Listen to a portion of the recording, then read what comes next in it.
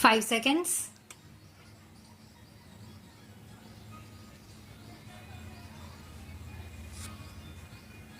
Madam Deputy Chairman, I welcome this opportunity to make a few observations during the discussion on the finance bill.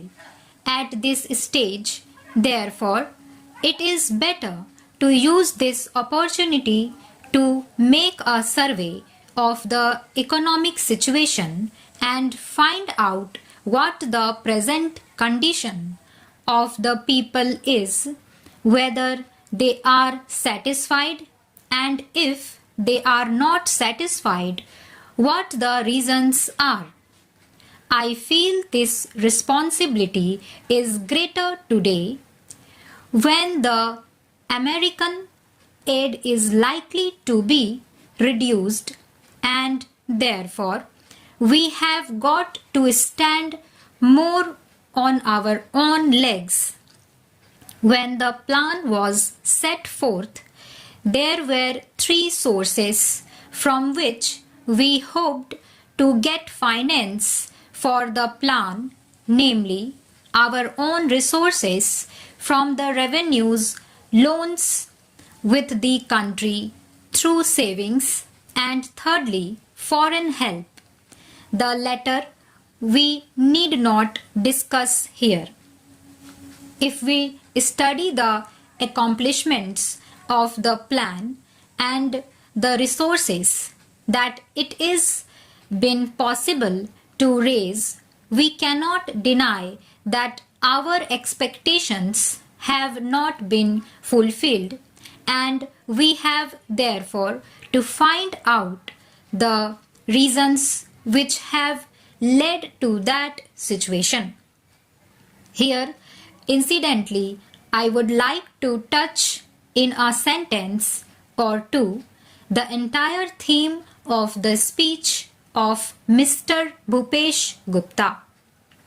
It is very easy to say this should be done or this could have been done from the opposition point of view, but I would like to ask him a question and he can reply to it later in some other speech, whether in Russia it would be possible for anybody not in the debate in the parliament, but even outside, the utter a single sentence against the government policy.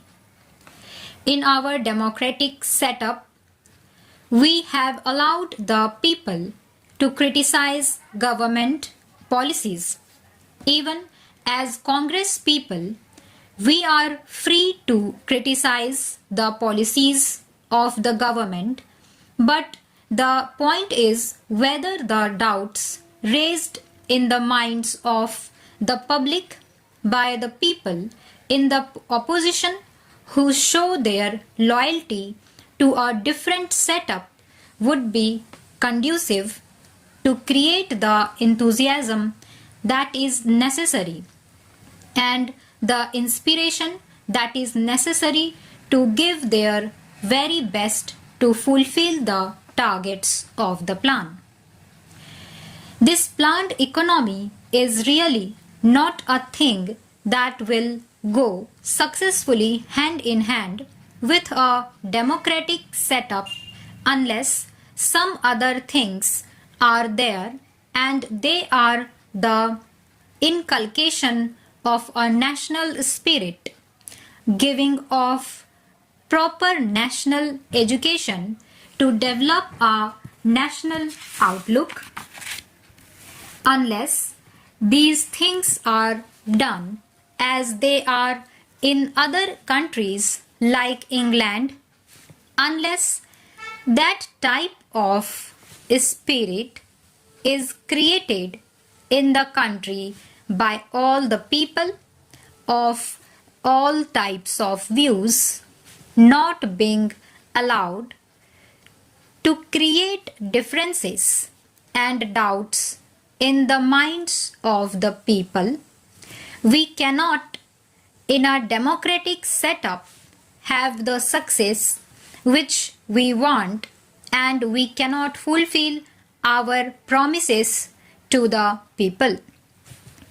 Without going further into that aspect which really came to my mind as a result of the long speech of Mr. Bhupesh Gupta, I would like to make a few suggestions so that a proper attitude towards giving of one's best to the plan and to raise the national economy can be developed. I would like to make 3 or 4 points. Firstly, we have to see that we take steps to check corruption at any level, whether it is among the people in the public sector or among the officials. Then, we have also to see that we give a proper type of education, rose a proper spirit of service. We must also check the trends for inflation and also lay stress on austerity so that the people will feel that there is something at stake. I would not like to take much time of the house. The main problem in our country is the growing population, and in spite of all the efforts that are made to raise the standard of living and raise production, etc., the results are not as easily perceptible as they should have been.